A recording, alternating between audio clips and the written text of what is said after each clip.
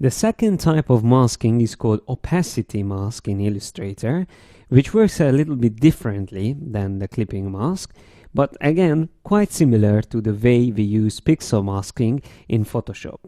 So let me just select this group here on the right, and I go to the transparency panel and I click on make mask.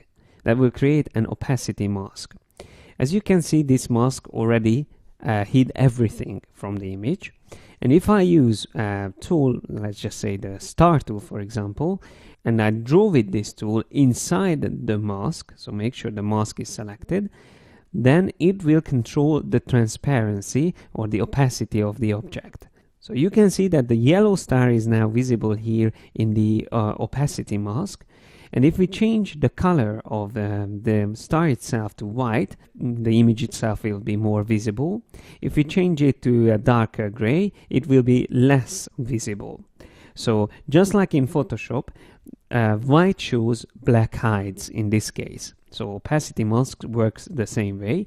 The darker we choose a color for the fill color, the less visible the image will be. And if we go back to white, it will be visible once again.